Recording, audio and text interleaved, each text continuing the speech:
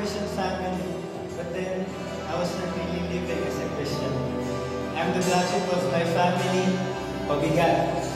But when I attended the encounter this year, I became the blessing to them. And even I influenced my lolo and lola to do the digital provision. Before, they are not growing, but today, they are growing. I am Matthew. We are destined to be fruitful.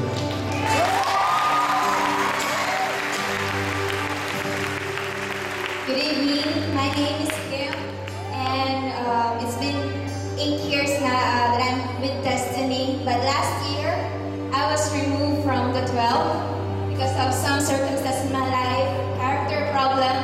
Something has to be fixed in my life. Something has to be changed.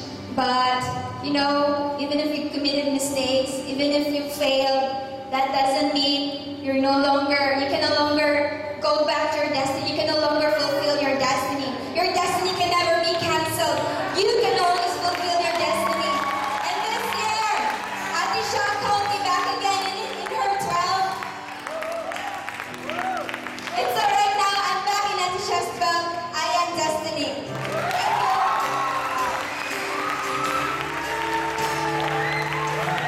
Good evening, I'm Daniel, and this is my wife Marnie.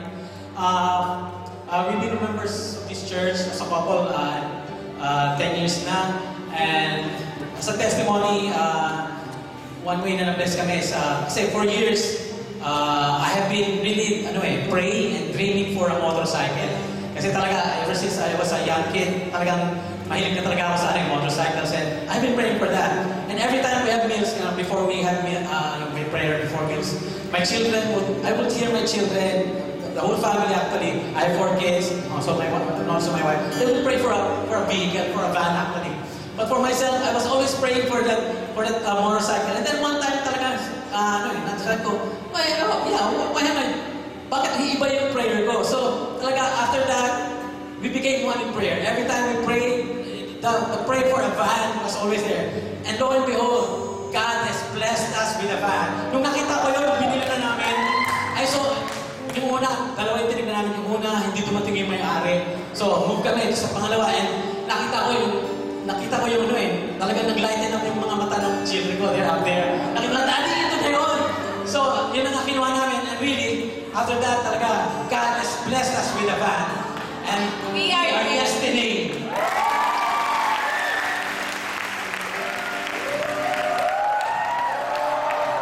evening, everyone. I'm Paolo. And 5 years ago, I'd already given up on my studies. By that time, parang nakontento na ako na undergraduate and nag-work. So, nung nag-encounter ako, God dealt with me my fears of coming back to school. And the problem then was that I couldn't give up my work because I didn't know what I will get after I give up my work, then come back to school. But you know what? After the encounter, God gave me the courage to face my fears, my greatest fears, and that's coming back to school. And you know what? After I had to give up my job, and after this April this year, I was able to graduate with flying colors, nga pala. And you know, hindi lang yun.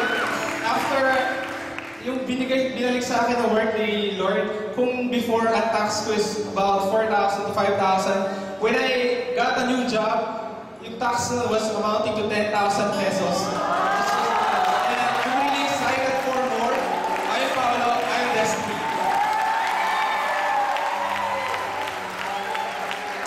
Hi, I'm Ems, and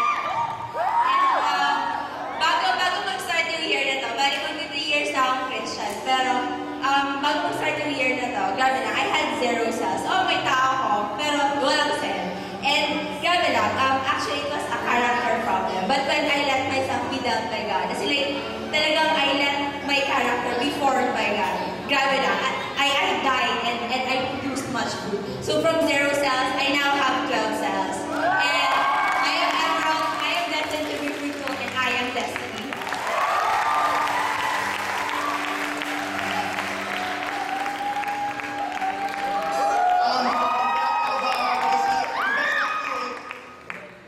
Dr. JC who won my entire family.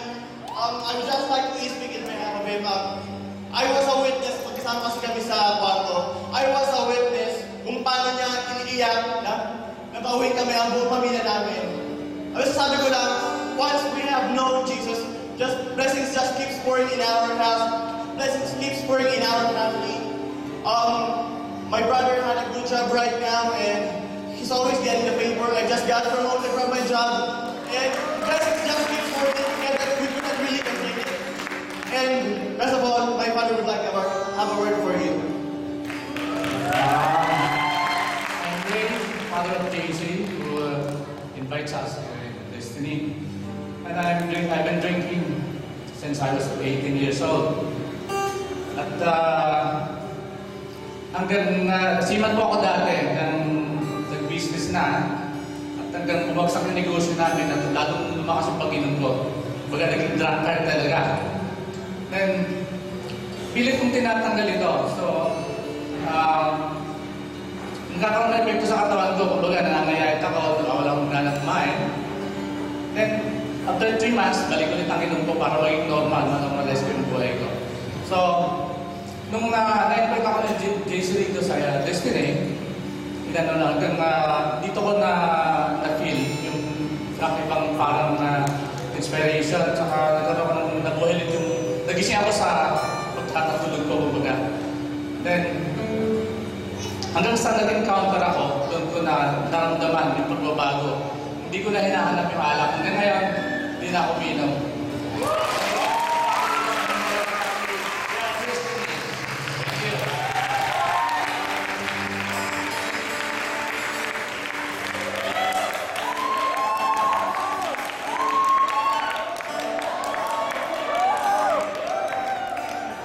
Magandang gabi po sa inyo lahat. Ako po si Chase.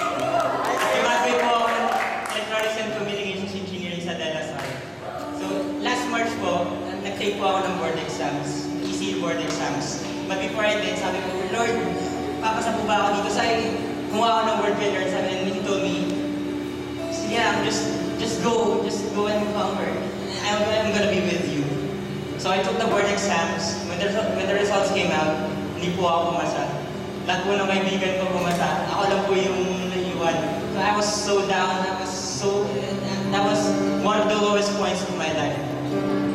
And then I asked Kuya, what do I make out of this? And I even asked the Lord, God, what do I make out of this? And He told me, I read His word that night. He told me, just hold on to my promise. Just like Abraham did, hold on to my promise. Do not waver in your faith.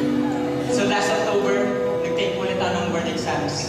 And right now, I stand before you guys as an engineer. An easy. I am an engineer. But if you ask me what my profession is, I am a Christian. And I am crazy for Jesus. And I am destiny.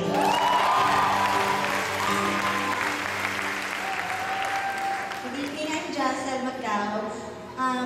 I came to Destiny when I was second year college, and that same year, God promised me that I will be graduating as cum laude. And it's so ironic because that same year, I lost my scholarship.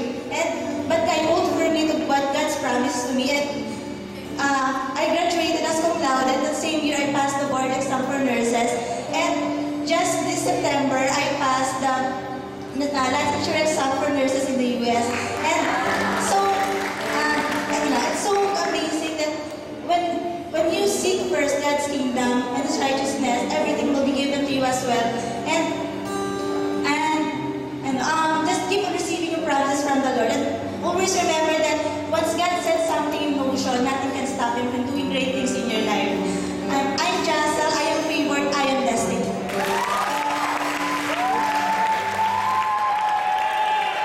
Hello, good evening. My name is Brian. Actually, I became a student in UB, pero that whole time in college, my life was a mess. Hindi po ako pumapasok ng klase ko. I miss my classes. I play computer games all day. And actually, I got invited into a fraternity, and my life became horrible. I got involved in frat rumbles, and actually, I got involved in an STT case. Muntik na ako hindi makagraduate. But you know what? When I encountered God, finally